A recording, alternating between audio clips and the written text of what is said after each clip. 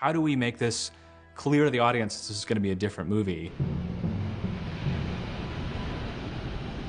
We thought, what if we opened the film in the ocean?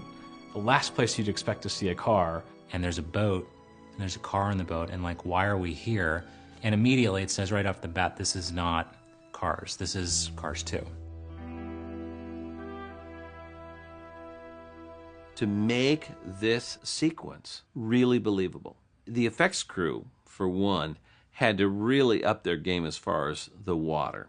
So effects means a lot of different things, and it can change from show to show. Primarily what we're responsible for is creating all the natural phenomena that you'd see in the world. So like fire, explosions, water, anything that really kind of seats the characters into the world and kind of gives that interaction between the world and the characters. The first thing we had to get was the actual ocean surface looking right.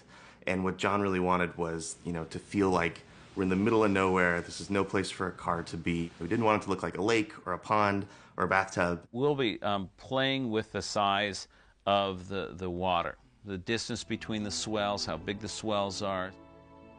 We had wind direction that we could control. We had how much it would cusp up and create these peaks. The texture foam, we had 3 or 4 different layers that kind of slid along with the ocean. The effects really provide a sense of grounding and realism to the world. And then in some shots, they really add to the emotional impact of the story. So when John was talking about what he wanted for the opening sequence of this film, one of the things that we wanted to do was have this cascading sense of scale. We have a little crab boat meeting one of those big battleships. Oh my God, this big battleship. And then we go on to that big battleship, right? And then that battleship comes into this leg. You go up and you see, wow, it's an even bigger oil empire.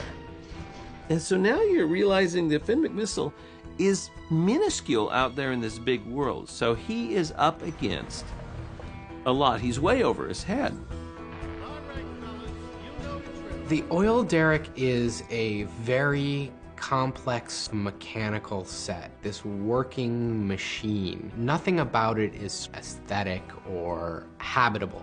When we come up on the oil derrick, all these other platforms light up. And then you see that there are 30 of those oil rigs out there, and they're all sort of flaming and going.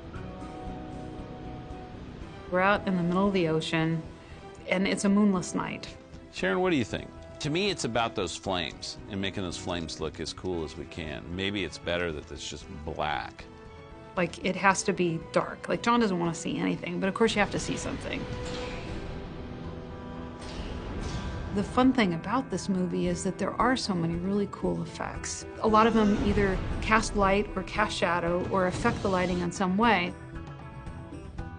It's a fun project to kind of integrate those kind of effects into the lighting and really kind of make it become all part of the same experience. Great spy movies, they all open with some cool scene that really grabs you. And we just wanted to take people someplace that they never even considered could be a part of the Cars world.